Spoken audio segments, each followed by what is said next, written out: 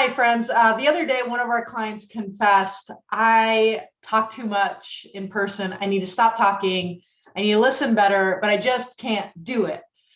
And I shared with her a novel concept. You can't just start listening better. It will be weird unless you know what questions to ask. And if we ask better questions, people are more likely to share, allowing us to be a better listener. Boom. It's about the questions we ask. I think we all know we don't want to be that person who talks someone's ear off about the products and the business. And the biggest problem is we know what not to do. Don't just bleh all over everyone, but we don't know what to do instead. And so that leaves with two choices. One is to talk too much, and one is to say nothing and clam up.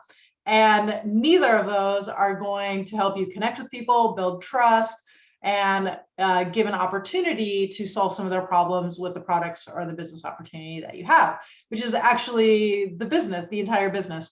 And there is actually a third option, which is to gain agreement. And this will work prior to lecturing your kids, in conversations with your spouse or other important family members. And of course, it's going to work with potential customers, current customers, potential business builders, current business builders. And it's a great way to get on the same page. So let's pick a common scenario. I'm going to show you how it works. The scenario is a conversation starts and there's an opportunity to talk about your product. Yay! Now, since I personally don't run a network marketing business, I run a coaching business.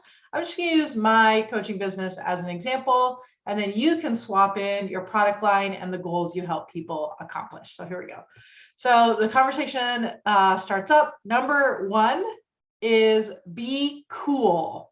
So instead of launching right into the thing, we can share what we do, how we do it, and then ask a question. So I would say, I help network marketers get more customers, get more builders, and more sanity. What are some of the goals or challenges that you have for your business? Or some other question that gives them an opportunity to share.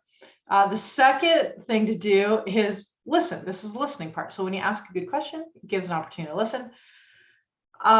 This question gives us about goals or challenges, right? Gives us a good opportunity. And when they share, you can ask what else, or tell me more, so that they feel comfortable sharing those things that are underneath the surface and they know you actually care. The third thing to do once they've shared whatever it is they're going to share about with you is to summarize, to make sure that they knew that you heard them. So let me make sure I understand what you're saying. What you're saying is this. Did I get that right? And take a little bit of time. Fourth step here is to normalize. Well, that makes sense. I can tell you for sure, you are not the only one. Can I share with you how it works, or how we work with people, or how we help people with this problem, or something like that, right? So you're asking another question there. And then if they say yes, great. If they say no, then the conversation ends there. We really only want to chat with people and engage with people who are willing participants, not unwilling participants. That's part of who is an indicator of your target market, is that they're friendly and open-minded and things like that. The fifth thing is to invite to a conversation. So usually what I do is set up a chat to go over your goals and challenges, a little about the company, most popular coaching and training programs. That's for me, right?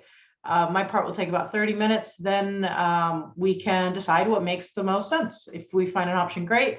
If not, no big deal. Is that something that you would be open to? And another question. So as we're going through this, we asked several questions to stay with our potential customer and listen well. The first one was, what are some goals or challenges that you have for your business? The second was, what else, or tell me more.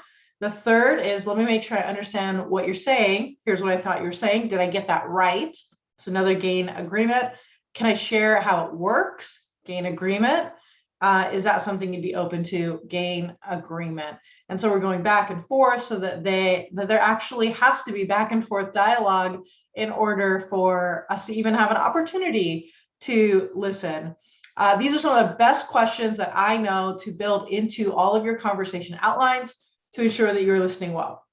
Listening is a unique thing these days. Seek to understand before seeking to be understood. And it's going to set you apart from other distributors out there.